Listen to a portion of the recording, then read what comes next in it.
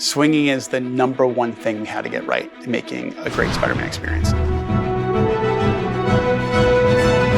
To deliver that wish fulfillment of being Spider-Man, you want to be able to use your webs to take you up into the air, to spin all over the city, leap, do a swan dive, almost hit the ground, and swing back into the sky.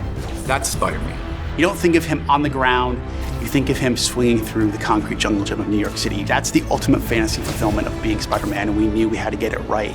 So when it came to swinging, we knew we had to be physics-based, right? The lines attached to the buildings, and then we start with a pendulum motion from there. We never really wanted you to feel like anything really got in your way. It was all about building a sense of flow, fluidity, momentum.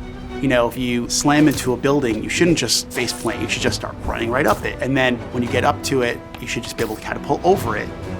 We wanted to make sure that we had a simple control scheme that lets you sort of pick up and play and get pretty good at it. But at the same time, we wanted to make sure we had depth in there for an experienced player. So as you play longer and longer, you'll find those little connecting moves. You'll find the fact that if you wall run, you can whip around the corner either through a button press or even just stick input. You can also do something we call the web zip, which is a pull straight forward. So your lines go out and you pull, and that gets you some additional speed boost. And the point launch is when you throw lines to a particular point. Sometimes it's a ledge or sometimes it's a street lamp, and then you can spring off that when you get in. There's also the dive, which is a lot of people's favorite, big huge swan dive, and you kick into a swing right before you hit the ground.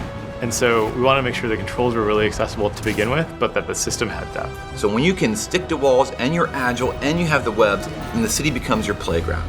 So when we first started building New York City, we knew we wanted it to be a superhero's playground, which means you can travel on all surfaces. And one of the biggest challenges we encountered were the fire escapes. A lot of the team said, you know, we can't have Spider-Man go through these fire escapes because it's going to be too hard. But what's New York without the fire escapes? So now if you guys encounter a fire escape, you'll see that you can actually web tunnel through and between fire escapes, which is super cool. We bent over backwards to make sure that the player would have an unimpeded experience when they're traversing New York City. The moment when we figured out that Insomniac really delivered on that web swinging, it was actually at E3. We thought, wow, this really feels good. This feels great. It's fun.